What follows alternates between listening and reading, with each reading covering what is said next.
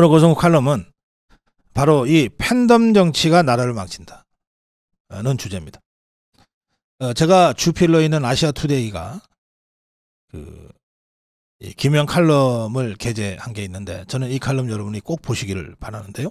재미정치학자 박재형 박사의 칼럼입니다. 제목은 개딸 등장과 정치 양극화인데요. 그런데 이 학자답게 아주 정교하고 냉정하게 이 정치 양극화 현상을 미국과 한국의 사례를 들어서 지금 분석하고 있습니다. 조금 내용이 어려울 수 있는데 조금 집중해서 함께 생각해 보시기 바랍니다. 상식적으로 이해하기 어려운 22대 총선의 결과다. 수많은 중범죄 혐의로 기소된 대표가 이끄는 정당이 대승을 거뒀다. 파렴치한 입시 부정으로 2심에서 실형까지 선고받은 자가 급조한 비례정당이 돌풍을 일으켰다. 이건 여러분이나 저나 또 전 세계인들도 다 어떻게 이런 일이 벌어지냐, 다들 충격을 받은 상황이죠. 정당의 정책이나 후보자의 면면보다 자신이 속한 진영을 맹목적으로 지지하면서 이런 현상이 나타났다. 한국의 정치의 양극화가 얼마나 심각한 수준인지를 이번 총선 결과는 잘 보여주고 있다. 그러면서 이 정치 양극화가 그런데 한국에서 좀 심하게 나타나고 있긴 한데 한국에서만 나타나는 현상은 아니다. 미국도 정치 양극화가 심각하다. 퓨 리서치 센터가 40년 가까이 미국 정치를 여론조사를 쭉 해오고 있는데 1987년 조사에는 미국인의 25%만이 공화당과 민주당 간에 차이가 있다, 큰 차이가 있다고 응답을 했는데 23년 조사에는 과반수인 54%가 공화당과 민주당이 큰 차이가 있다고 대답했다는 거예요. 차이가 크다고 인식한다는 것은 서로 진영이 다르다라고 인식하는 뜻이니까 87년에는 25%만이 그렇게 극단적인 대답을 했는데 지금은 54%가 그런 극단적인 정치 성향을 보이는 대답을 했다는 겁니다. 그래서 공화당은 더 보수적으로 가고 민주당은 더 진보적으로 가는 이념적 양극화가 지난 몇십 년 사이에 벌어진 것 같다. 이루어진 것 같다. 이렇게 분석하고 있습니다. 또 한 가지 아주 흥미로운 주제인데요. 데니엘 델라포스트라고 하는 시카고 대 교수가 최근까지 GSS, General Social Survey, 일반 사회조사 데이터를 가지고 네트워킹을 분석을 했는데 보면 외면적으로는 별로 관계가 없는 이슈들이 진영 논리로 똘똘 뭉쳐지고 있는 현상이 확인이 됐다는 거예요.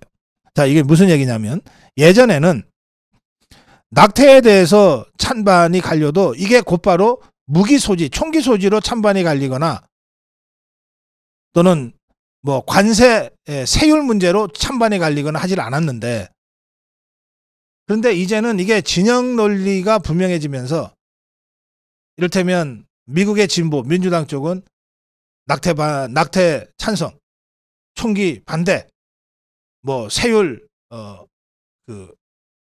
세금 인상을 통한 국가 역할의 강화, 이걸 한 세트로 생각하게 됐다는 거예요. 원래는 꼭 그렇지 않았는데 그렇게 됐다는 거예요. 그러면 이제 미국의 보수 공화당은 그럼 낙태 반대죠. 낙태 반대. 그리고 총기 소유 찬성. 그 다음에 세율은 더 낮춰야 돼. 정부는 작아질수록 좋아. 이게 여론조사 하기 전에도 정답이 딱 보이듯이 보이는 정도로 이렇게 정치 양극화가 이루어지고 있고 이게 사회적 양극화로 자리 잡고 있다는 거예요. 그래서 원래는 개별 이슈들이 이제는 진영 간 이슈처럼 패키지로 묶여지고 있다. 제가 아까 김정숙이 인도 방문을 외교라고 보냐 관광이냐고 보냐, 그냥 일반 국민 전체 조사로만 보면 관광이 45, 외교가 43 비슷비슷하게 보이지만 이거를 우리 자유파 쪽에서 보면 80%가 이건 관광이었다고 보고 저 좌파들이 보면 70% 이상이 이건 외교였다고 본단 말이에요. 이렇게 확 갈라진다는 뜻이에요.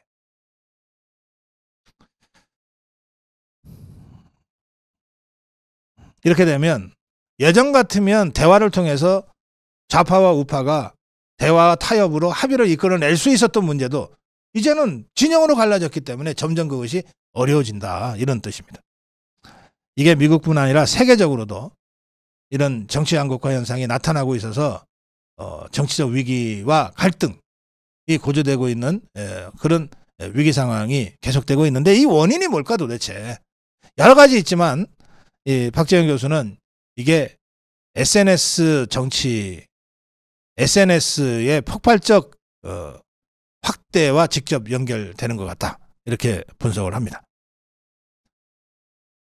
원래 SNS는 대의제 민주주의의 이 부패 구조를 혁파하기 위한 국민들의 직접 정치 참여라고 하는 점에서 사실은 정치개혁의 신호탄처럼 정치개혁의 강력한 수단인 것처럼 긍정적으로 평가가 됐는데 이 SNS가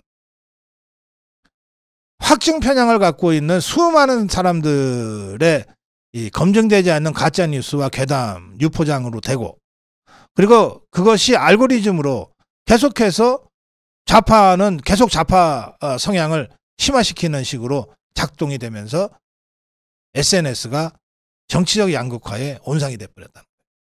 사실은 저도 SNS에 기반한 유튜브 크리에이터입니다만 저희 고성국TV가 처음부터 끝까지 자유파 정론방송을 표방하고 한 번도 그 원칙을 포기하지 않고 온 것은 바로 SNS가 갖고 있는 이런 위험성 때문입니다. 저희도 SNS에 기반한 유튜브지만 이런 확증 편향이나 증폭시키는 괴담이나 유포하는 아니면 말고식의 무책임한 가짜 선동은 해서는 안 된다. 라고 하는 문제의식을 저희 고성국TV는 출발부터 지금까지 견지하고 있습니다. 감히 주장컨대 어떤 기성 언론보다도 이 점에 있어서는 정치적 편향과 이 확증 편향으로부터 벗어나서 오로지 정론만을 추구해 왔다고 저는 감히 여러분께 말씀드리고 싶습니다. 그런데 이 SNS가 단순한 이 커뮤니케이션 수단이 아니라 이것을 기반으로 조직화가 될 경우에 더 위험해지는 거죠. 그것이 제명인의 마을이고 개딸들입니다.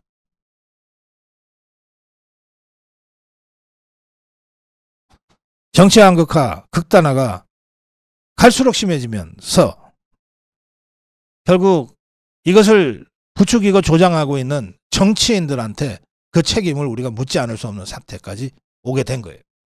자신의 그 얄팍하고 알량한 정치적 이해, 정쟁적 이익을 위해서 수많은 국민들을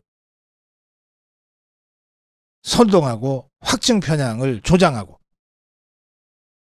또 그것이 상대적으로 용이한 SNS를 교묘하게 이용하고 이렇게 해서 정치를 점점 양극화시킴으로써 자신만은 자신의 진영에서 가장 안전하게 방탄복을 제공받고 무슨 짓을 해도 용서받고 지지받는 이런 정치 악순환이 계속되고 있다는 겁니다.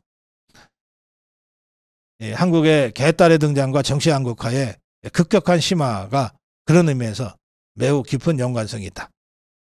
이것이 재미정치학자 박재영 박사의 분석인데 이런 현상은 전 세계적이기도 하지만 특히 대한민국에서 심합니다. 이걸 바로잡기 위해서 사실은 AI 정상회의 같은 것들을 윤석열 대통령이나 바이든 대통령이 또 마크롱 대통령이 함께 하고 있는 것인데요. 그 소식은 제가 어제 전해드렸습니다만 여기서 핵심은 뭐냐. 역시 이 정치 양극화를 극복할 수 있는 유일한 힘은 깨어있는 자유파 시민들이다. 라고 하는 점입니다. 시민들이 깨어있으면 확증 편향을 깨뜨리고 선전선동을 깨뜨려 버릴 수만 있다면 이런 극단 정치는 설 자리가 없습니다. 확증 편향 설 자리가 없어요. 개딸들 설 자리가 없어요. 비록 시간이 오래 걸리고 과연 될까 하는 막막한 느낌을 가지실지는 모르나 여기에는 왕도가 없습니다.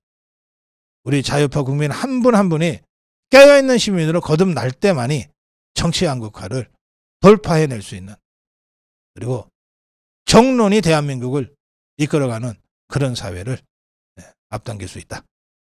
이 점을 다시 한번 강조하면서 저희 고성국TV의 문제의식도 다시 한번 되새깁니다. 고성국 칼럼이었습니다.